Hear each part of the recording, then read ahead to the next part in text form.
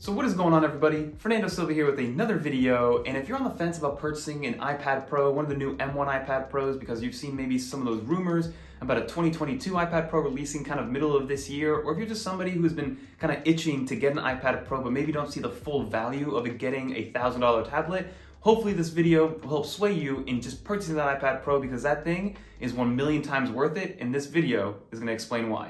So let's get into it.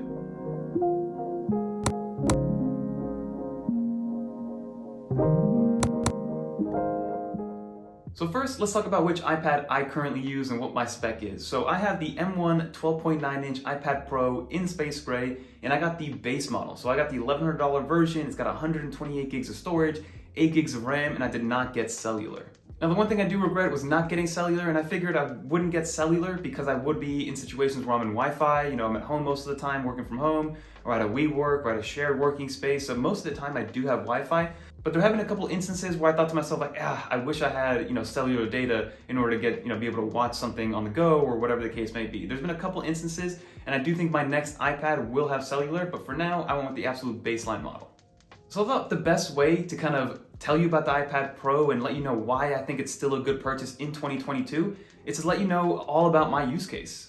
My iPad Pro is my main computer. I use it for 95% of my tasks, anything from YouTube viewing sessions, iMessaging friends and family and things like that, all the way to running this entire YouTube channel. I edit my videos in LumaFusion, I edit my thumbnails in Affinity Photo, and then I'm in the Microsoft Suite and iWork Suite a lot, right? I use a lot of numbers, I use Excel a lot, I use Microsoft PowerPoint all day, every single day, to be able to get things prepared and ready to go to show and tell for work on my 9-to-5 side. So I do all those things on one device. And I haven't even touched on the gaming component of the iPad Pro yet, which is something else that I do use the iPad Pro for.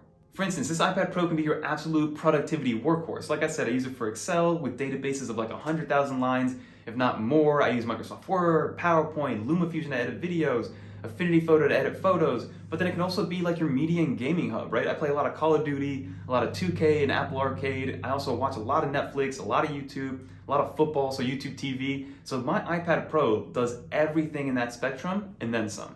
So I'll say for the most part, from a capability situation, as long as you know that your applications are in the App Store or your applications have some sort of rendition or version on iPadOS, then the iPad Pro, and maybe any iPad for that matter, will be able to do everything that you ask it to, right? So just make sure that the applications that you need are on the iPad Pro, and then you'll learn to use it on the iPad Pro, because this thing is an absolute single task workhorse, right? And then you're probably asking, Fernando, why does the iPad Pro seem like a better work machine or productivity machine than just a regular computer with Windows or Mac OS? For me, it's actually the lack of multitasking, kind of pro-level multitasking, is actually a positive thing. Because whenever I need to get something done that requires one or maybe two applications, it's perfect for the iPad Pro because it's perfectly optimized to run one application, maybe two applications, depending on what you're doing, and being able to do that without distraction. So whenever I'm sitting down to edit like a LumaFusion video, that is all I'm doing for that hour or 2 hours or 3 hours, depending on how long it does take me to edit that video, and I can't get distracted. Versus if I'm on Mac OS or Windows 11, I can have a million different windows open. I can be distracted by Spotify, by YouTube, by Instagram, you name it, all like Telegram, messaging applications. And again, on the iPad Pro, if you're on LumaFusion, you're gonna be on LumaFusion and that's it. And from a hardware perspective, it's kind of insane just what you're getting. It's such a slender, slim, and really nice design. So it does have that industrial design that they've had since 2018, but think about everything that it can do and everything that's in there in such a slim form factor, right? So it has that industrial design. The new M1 iPad Pros or the 12.9-inch iPad Pros have that mini LED display. You still gotta fit the battery in there. It's got the M1 processor in there. It's got everything that you would need, and it's still a workhorse. I've never felt it get heated up, so whether I'm playing 2K for a couple of hours or I'm editing something in PowerPoint or LumaFusion or exporting large 4K files, it never gets warm. So from a build quality and hardware quality standpoint, it's absolutely amazing. And again, that front screen with the mini LED display is a freaking game changer. I'm baffled how much more I notice and how much more I like that mini LED display versus the regular LCD. Don't get me wrong, that LCD, that ProMotion LCD that was on the 2018 and the 2020s are more than enough. And if I didn't own the mini LED 2021 iPad Pro, I probably wouldn't care. But now with the mini LED, it is a beautiful thing. And why I'm still recommending the iPad Pro for anybody looking to get one, especially now, is because Apple is constantly pushing updates. Think about it. How many more devices or just things in general actually get better over time, especially tech products, right? When the first 2018 iPad Pro came out, it came with iPadOS, but then Apple released 13.4 cursor support out of nowhere, which immediately changed the way that you interact and use the iPad. So the iPad, without changing the hardware, went from a tablet to kind of a computer once cursor support really came out and Apple added that Magic Keyboard. Then they also added Scribble with 14, they added the app library with 15, and now with 15.4, Universal Control is here. And again, it's another software update, not a hardware update. It's another software update that completely changes how you use your iPad Pro. So in my opinion, pre-2018, it was just a very big, powerful tablet. Then from 2018 to about now, it became sort of a computer replacement, a computer supplement, a way to just another computing device that you could use with that cursor support and with the software optimizations of iPadOS. But now with iPadOS 15.4, you're able to use Universal Control, which again changes how you use your iPad. So for me, for instance, I now stay on iPadOS using Universal Control and using my Magic Keyboard and my iPad as my main hub and control center for my macOS and my macOS MacBook Air, and I use my secondary display up here. So using Universal Control and having that as a software update without needing to do anything or pay anyone or have to do anything whatsoever, Universal Control has again changed how you use the iPad for the better. And that's just something that you really don't see that regularly, especially in this space. In the computer space, once you buy the computer, yeah, it'll get security updates and things like that, but it's very rare that we see game-changing features happen on a software basis and released to everybody for free as long as you own that product already.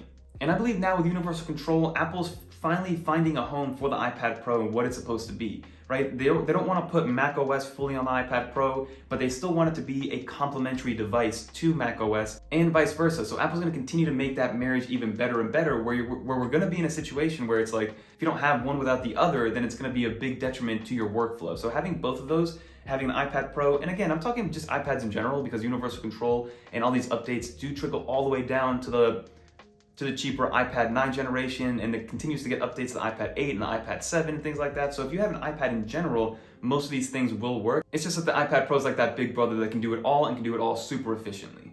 Now don't get me wrong, there are some limitations to iPadOS if you are using it as your only computer. My biggest gripe, there's two things really that I want them to change with iPadOS, and it's that secondary monitor support. I don't want macOS to be ported onto the iPad Pro and then us have just macOS on an extended display.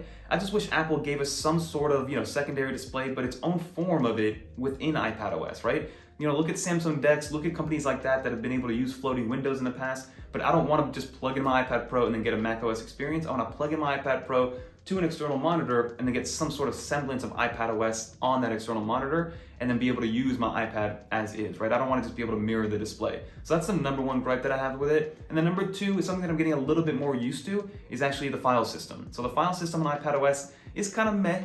It definitely needs some work. You can still do everything that you would want with the file system, but that's one thing I do wish that they ported over, right? They should just port over the Finder system from macOS into iPadOS, and then everything will be solved. But those are the two main things that I think Apple needs to work on with the iPad Pro. Give me some sort of iPadOS extended display, and then kind of rebrand the file system, just make it a little bit more navigable, if that's even a word. But at the end of the day, this is a very personal decision to buy an iPad because it is an expensive device and it depends on how you're going to be using it, right? But just know that the iPad Pro, for a lot of people, can be used as a standalone computer, including myself, or it can be used to supplement any other sort of situation or desk setup, right? If you have a Mac computer, it can work with your Mac. If you're an Android user, it still works well with Android devices. If you're a Windows user, you can find a workflow to fit your iPad Pro into your Windows workflow. So overall, I think the iPad can fit into any situation, whether you just want a glorified tablet to throw around the house that can be used as a YouTube consumption machine, or you want to use it as your main computer, or like I said, use it as a supplemental device to control maybe your macOS setup and things like that. But I do think if you're on the market for an iPad, now is the best time to buy an iPad. But that's what I do for this video. Hopefully you guys enjoyed. Hopefully you guys got an understanding of what I use my iPad Pro for, what it can be used for. And if you are on the fence on picking up an iPad Pro, there's really no reason not to go out and buy this current iPad Pro. But that's gonna do it for this video. Hopefully you guys enjoyed. If you made it to the end, thank you so much. Leave a little dolphin if you guys did make it to the end. Leave a comment down below, but don't forget to like, comment, subscribe. Until next time, I'm out of here.